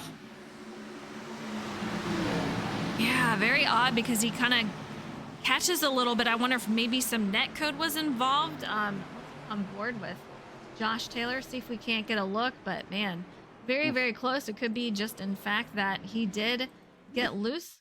Try to find out what happened here. 50 of John Honeycutt front end absolutely explodes. The 61 of Micah Allard's race just went from bad to worse. Man, a lot of carnage on this caution. Really unfortunate to see here. A lot of drivers involved. Connor Cunningham just gets that thing completely woed down. Stops directly in front of Josh Taylor, who has a ton of damage there. You can see it along with, as Pete said, that 50 of John Honeycutt. A lot of engine smoke coming from those machines. A lot of drivers going out on pit lane to try to fix that damage. We have about 5 or so takers for that. Brody Falliker will lead us back to green. 17 laps to go. Take 2. See if we can't get it home green here this time. Boy, look at this FIWB top 3. 2 Chevys and a Toyota. Juergensmeyer in 4th. Francis Hamilton in 5th. FIWB fully representing themselves here from Dover in the Shake and Bake iRacing Xfinity Series. We're going to go back green with about 15 laps to go. What do you think, Eliza? Elbows up? Man, it's definitely going to be elbows up. Now we just got to make sure that we don't take each other out. It's going to be very difficult. You know the aggressiveness is going to pick up. As you said, we have teammates all over the place. FIWB, the top 3 right here, then Francis Hamilton, as you said. So very, very tight. Jonathan Juergensmeyer is in a sandwich here of FIWB. We'll see what he can do to hold on to his position, but he is going to be under attack and going to be defended against to try to gain some positions. Yeah, Juergensmeyer's been very, very fast in that 00 all night. Pretty much been able to stay inside the top 10. Started in P5, and I'm sorry, I meant to say been inside the top 5 all night, not top 10. Been very, very fast in that 00. It'd be good to see Juergensmeyer come on up here and try to battle it out for another win. Absolutely. We'll see what happens. He does have 1 win, and that's going to be at Bristol, which, if you guys recall, was riddled with cautions, and it has been since they did a setup update to these Xfinity cars. So we'll see. Brian McCann, he's got 1 win. Andrew Wisdom has 2. Brody Falliker has 2 wins. Micah, he's got 1 win out there, and Jonathan Juergensmeyer, he's got 1. Yeah, Brian McCann's win at Daytona to open up season number 4. Unfortunately, not gaining or not able to carry him into the playoffs since he's just a part-time driver, but still a great talent to have out here in the Shake and Bake ranks. I'd hope to see him full-time, spotting for him during a couple nights of the week. I know what kind of driver he is. Very, very competitive, very meticulous in how he prepares for a race. He's not just the one to go on out there, carry a couple laps, see what he can do as far as Q. The guy goes out there for long runs, judges himself against his competition, wants to know what kind of setup he needs in order to succeed each and every week. The man never quits. Evan says the race is not done yet. And man, as you guys know, so much can happen in such a short time. we had just gone back to green flag racing, and chaos happens towards the end of the race. We'll see what goes on here, but Joseph Turley sitting P14. We'll see if he can't gain a few spots, but I kind of want to see what's going to go on this restart from Joe Turley's point of view. Yeah, it's going to be interesting to see if Team FIWB counts themselves down to see if they can't get that 93 to be locked in to make it an all-team FIWB top 3 podium, so where everybody from FIWB makes their way into the booth for post-race interviews, or if they can keep that 00 kind of back behind them all. I think he's got something to say about it. We're about to find out. Pace car down on pit road. Let's go, Eliza. Here we go, back to green, and Brody Falliker will lead us off. Teammate right beside, and we're on board Joseph Turley, who you can see right behind that 33, and just cars everywhere. Miles the Monster waiting for the chaos to take another car off the grid. Here we go. These guys looking solid so far. Yeah, looking solid so far. Looks like John Jurgensmeyer was able to take the P3 spot high, wide, and handsome outside that number 93 Pepsi machine for Joe Berg. Berg not quite ready to give up. He's got the 48 of Francis Hamilton right now to his outside, so he can't exactly come off the corner as much as he'd like to get to open up that wheel, as now they're all single file. Single file, but we have Connor Cunningham hard into the wall. That could bring out our next caution. Let's see. He is off and running, but he's having a hard time seeing as that hood is not attached. He's going to have to bring it on. Caution. Yeah, 33 just, I'm not quite sure if he clipped the outside wall or got clipped, but he is going to bring out caution number 8 if we're talking about non-stage affiliated cautions. Kind of a rough night for that driver. Started getting a little loose there and has a little help. He tries to save it, but he had to slow up quite a bit and nowhere for that 97 to go. He's going to give him a tap on the bumper, and that's going to bring out that caution. Great job by the 33 to lock it down. Ends up backwards, but everybody else able to get on by. No harm, no foul. 11 to go, Pete. I would assume most of these drivers, unless you have that damage, are gonna stay out. Position is king here. Dover is extremely difficult to pass. What are you doing, Pete, if you're in the top 10? I'm going to stay put. I'm not going down pit road anymore. We've all seen how hard it is to pass here at Dover. You know, Eliza, in the beginning of the race, we both picked John Honeycutt to win this thing. He's probably going to warn us within an inch of our lives to never, ever, ever pick him again. Man, tough race for the one and only John Honeycutt in that Team FTR number 50. Way back in the running order. It's going to be not such a good points night for last season's winner. You know, FTR has kind of struggled a little bit this season. We've been involved in several incidents that we just couldn't get out of. It's tight racing, and it just comes with the territory. So he'll make his way back up there, but he came in saying that he's not great at these cars. I mean, when he won here, it was in the Cup Series. So I don't think he's going to be too surprised, but I know he's going to be extremely frustrated with tonight's finish. Well, I'll tell you what, one guy's not going to be, or possibly not going to be, frustrated with the finish. It looks like at the time of caution, the 11 of Jimmy Cocker was able to get around Brody Falliker to take the lead. Jurgensmeyer found himself in third, Joe Berg in fourth. Justin Anasagok back up inside the top 5. I mean, if Jimmy Cocker gets this win tonight, that will be his first win of this season. I know he will be excited, and that's going to be another ticket punched into the playoffs, and especially for FIWB. They've been so extremely strong. I know that team will be very excited tonight.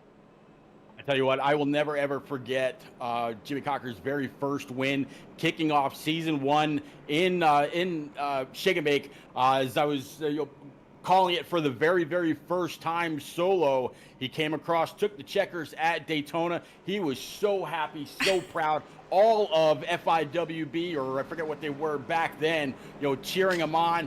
burning it down at the start stripe. That is one win I will never forget for a driver of the 11, which used to be the 31 Virginia Tech machine.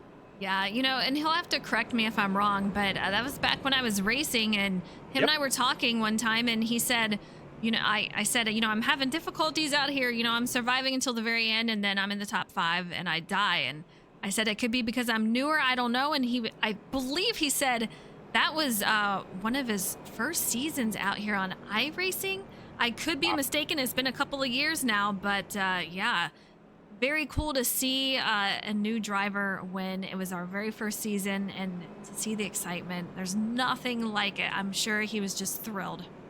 Absolutely. IT Defenses was a sponsor of the evening, and he came across, grabbed the checkers, and automatically punched his way into the championship standings as the season went on. So I'm excited to see what this 11 is capable of. I'd love to see him come on and show Miles the Monster who's boss. Yeah, he's got a lot of FIWB teammates around him, so he's going to be battling for the win. But I think if the 42 or the 93 or the 48 brings it home, he's going to be almost just as excited. Chloe out there saying, I'm still here, but I am tired tonight. Well, Chloe, you better shake off those that tiredness and get ready. We're going to go back green with about 7 laps to go. Lights top, the pace car are out. Grab yourself a quick 5-hour energy drink, maybe a Red Bull. Hint, hint, wink, wink. Let's go. Yeah, that was the 10th caution, Chloe, but some of those cautions were for the stage. See what happens. Hopefully this goes green to home, and with 8 to go, coming up to 7, it's going to be very, very tight. A lot of aggressive driving. Dover, it's so tight, and yeah, cautions will happen here. Yeah, I mean, even the Coke Series drivers really struggled at Dover, so it's no surprise whatsoever. But we're gonna get ready to go back. Here we go. Pace car's off, green flag's out. 7 laps to go. Jimmy Cocker with a great start, and he's gonna bring it down right in front of his teammate of Brody Falliker. What will they do behind them? They're going to battle for every position as quickly as possible. With coming up to 6 to go, not much to do. But looks like Luke Allen maybe made some contact with that wall, and he's still rolling on just fine. Yeah, that number 4, Justin Anscock, able to get on by the 93 of Berg. He's got the whole front end of the car past him on the low side. It looks like he's going to have the line. Still has, I believe it's going to be Francis Hamilton behind him. Put that 4 up to P4. Next going to be Jurgensmeyer. The one thing about racing, Eliza, you get as you get further and further up the running order, you're coming across faster and faster cars. Does the 4 stall out there? I don't know. 5 to go. Yeah, 5 to go, and you can see just that camera angle coming off of turn 2. You can see the bump that comes off that corner that can just fling you right into the wall. Take a look at how they just fly up high here. But Jimmy Cocker still leading the field, coming with 4 to go. Brody Falliker right behind. He's going to go for this win. He wants his 3rd win of the season. Meanwhile, Jimmy's looking for his 1st. Yeah, Jimmy Cocker up front. He's got all the clean air on the nose of his Toyota. Coming 3 to go next time. 42 coming to the outside. Maybe gave his boss man a little bit of a shot in the back end. That Orioles number 11 able to hold on. Very, very tight racing here. A lot going on. Brody looks like he got a little loose coming off that exit. He is still putting the pressure on his teammate. He is going to do all he can to get this win. We're coming to 2 to go. Will it be enough, Pete? I think it might be, as long as the 11 can keep the 42 behind him. 42, he's tried a couple things now and then, like backing up the corner to be able to get back in the throttle, carry a whole lot of speed off corner. Here we go. 2 to go. Takes the inside, doesn't get it done. I thought for a second he was going to, but Jimmy Cocker does a great job of defending that. We're coming up 1 to go. If anything happens after we hit that line, there is no caution. This is the finish of the race. As we head into our final lap, Jimmy Cocker just has to get it done. One more lap. Can he defend it from Brody Falliker? It is going to be so close. Yeah, way close to the back end of that 11, trying to get him to rattle, get him to shake just a little bit. The 11 solid though, off of turns 1 and 2, down the backstretch into turns 3 and 4 for the very last time. 42 on his back bumper, can't do it. 42 into the outside wall. 11 gets it done at Dover. Great job. Brody tries to fling it in there, hits the wall, and still takes home second. Jonathan Jurgensmeyer makes up a couple of spots. He brings it home in the top 3. Justin Anisagak, he brings it home in 4th.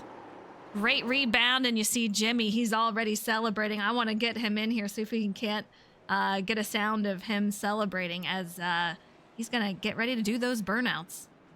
Yeah, absolutely, Jimmy Cocker. Way to get it done. Coming to the start stripe, I have a feeling it's going to be a celebration that lasts for days. Absolutely. Oh, man, Jimmy, first win of the season out here. How did you get it done on these final laps? Oh man, just a good race car. Honestly, I did not expect to be that fast here, but honestly, FIWB seems like we're coming on at the right time.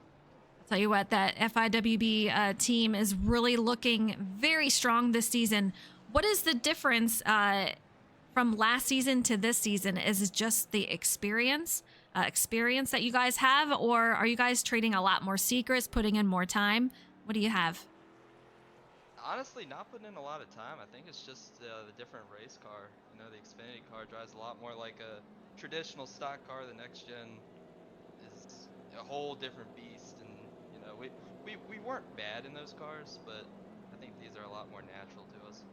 Yeah, you are not bad in those cars at all. But man, I'll tell you what, you guys are on fire this season. Congratulations on your first win for this season. I see the 48 out there helping you celebrate. Great job tonight.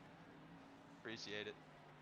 All right, repeat. Go ahead and give Brody Falliker, another FIWB teammate, his interview.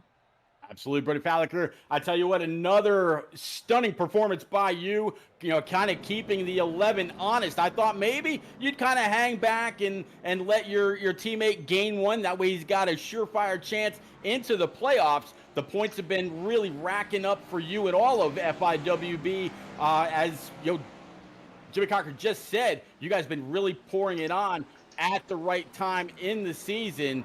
Walk us through your race and those last final laps, really trying to get by the 11.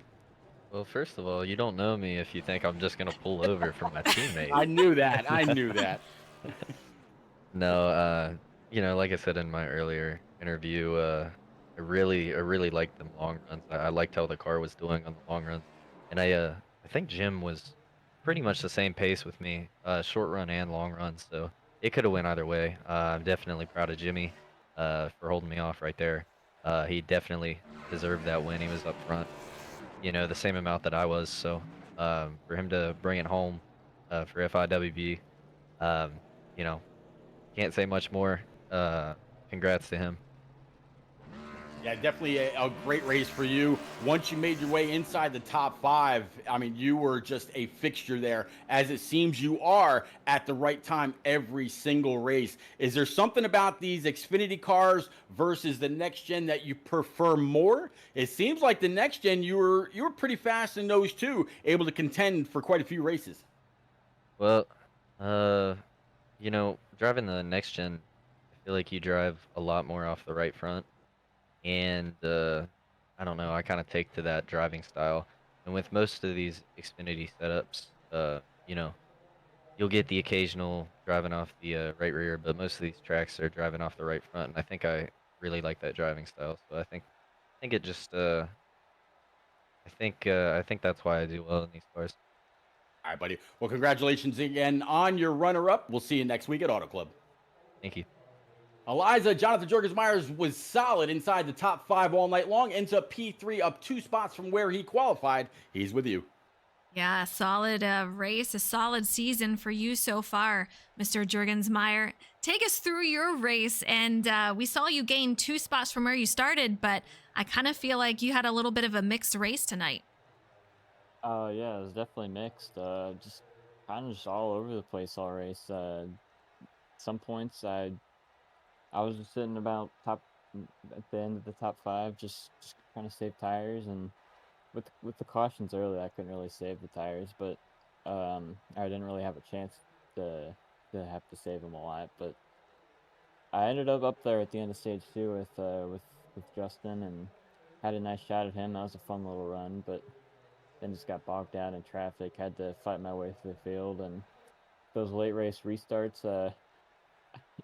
It was definitely tough because I definitely kept getting in the not preferred lane, but I felt like I did a nice job just working my way through. And when I was watching Brody and Jimmy fighting at the end, I knew it'd be fun because I've seen them race each other before in different leagues. And I knew Jimmy wanted one bad, but I knew Brody was really quick. So I was hoping for maybe a little bit of stuff to go on there and maybe squeak out a win. But yeah, third's all right.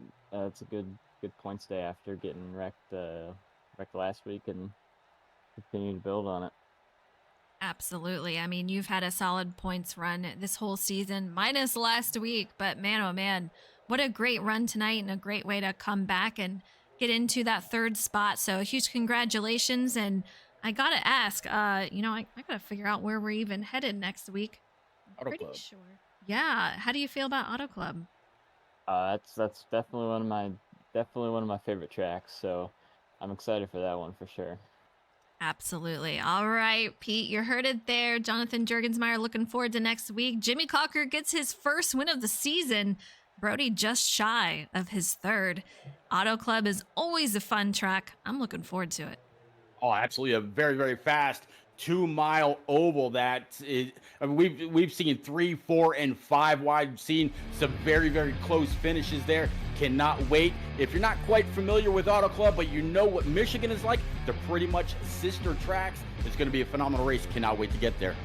Absolutely. You guys have a great night. We really appreciate you guys tuning in. The drivers love it. We love it. Yeah. Great win for Jimmy Cocker. We'll see you guys next week at Auto Club Monday night, 8:20 p.m. Eastern Time. Have a good night.